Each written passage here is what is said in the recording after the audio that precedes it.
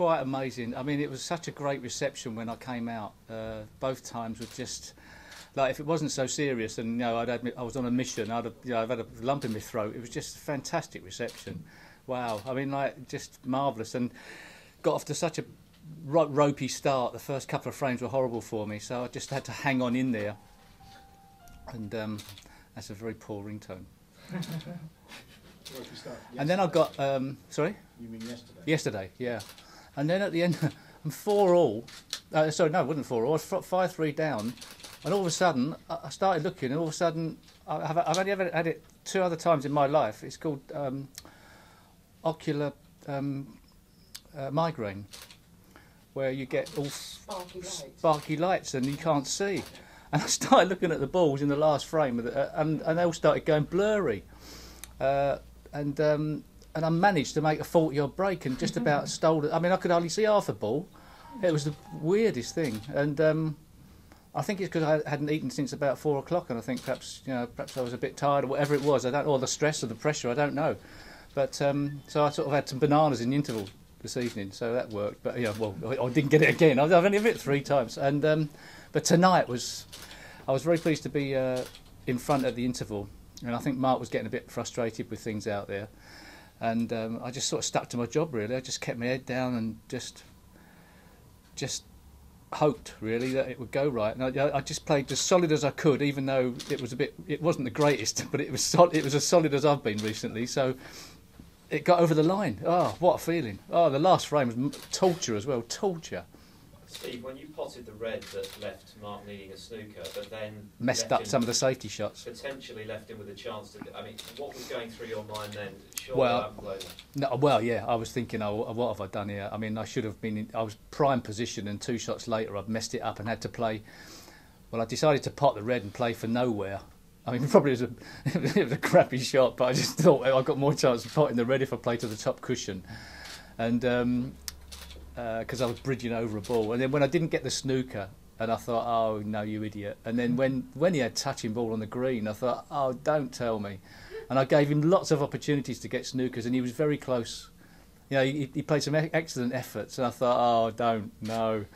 But it's still a long shot, and I can still get out of it as well. But it's not just the snooker; it's getting out of it. But oh, what a guy! I mean, he's like granite. He never gives up. That's why I nicknamed him the Weeble many years ago.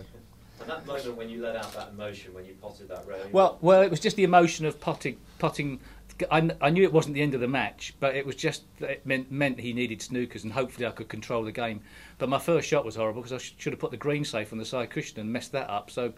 Once I potted that red, I'd gone. Once I was 38 in front, I'd gone, which is not a very good sign, is it? It's supposed to be the other way round. Once you've won the frame, you're supposed to be good. How highly do you rate that, Steve, amongst all your Crucible wins? In performances recently, considering I haven't played much competitive snooker, that's like climbing a mountain for me, because I just haven't had any competitive match play. I was proud to get through to the final stages with a little bit to spare against Adrian Gunnell, but admittedly he didn't have a good day that day. It wasn't just me. He didn't play very well either. But other than that, I've only produced one decent performance probably all season. Other than that, against Stephen Hendry in the UK, when I got to 6-all before Stephen played very well, I think, to win. So to actually win a match here at the Crucible after a few dismal performances in the last few years and hold myself together. I made a really good 90 break, and I knew I was playing well when I made that. But you still got to get over the line, and I've played some scrambly snooker all through my career, so I wouldn't say you have to get over with style. I mean, it doesn't have to look pretty as long as you get over the line, and that's what happened. And some reward, Steve, to play. Yeah, some dog in the next round. Who is it? So Higgins said before you struck a ball that he dearly loved to play. Oh well, I love to play him as well. I mean, he's a great player. I mean, I don't look at the draw these days. I don't look any further than the first round. Well, I don't even look any further than the provisional. But to play John Higgins as world champion, I just love it. It's just great. Just fantastic. And hopefully, I'll raise my standard a bit. It can happen that against a great player, you sort of you play nothing to lose, but I feel as if I'm playing all right, all right-ish. So just going to look forward to the match and try and win it. I should be going in to try and win it because I've sort of made my mind up. I'm fed up making the numbers up, so I'm here to try and win. But it's going to be tough. It's going to be tough against him because he's hard. He's a hard player. Yeah, but we'll see. 3 sessions of granite. That's all I want. It's been a few years since you played the 3-session match, isn't it? Yeah, about 30 years. And 2006. somebody in this room will know.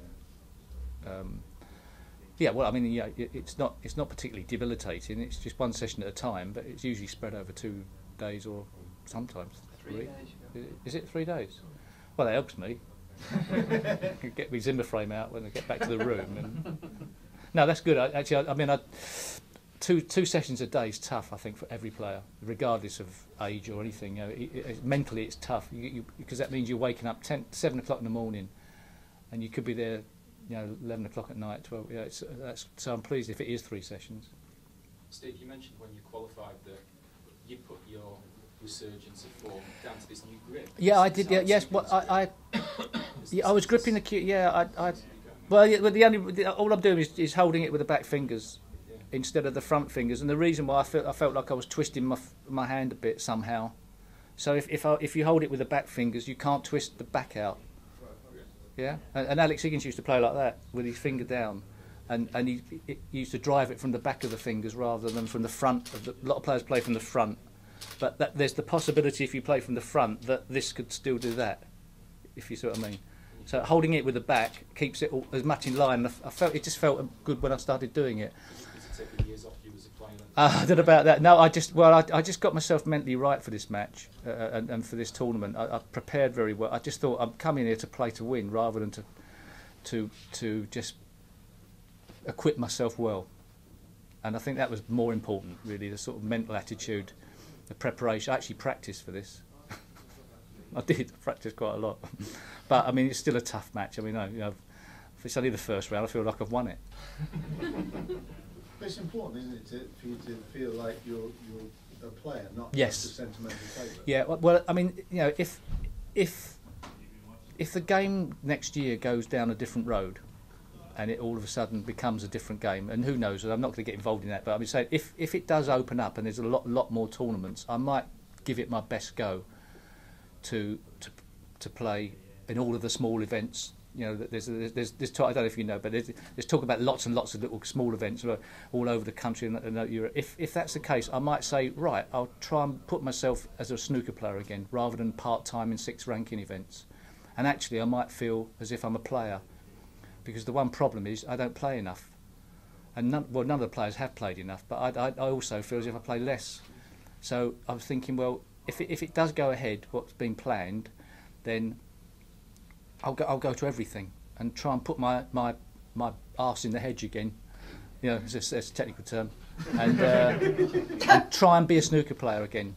Try and do it, pay my dues and see what happens.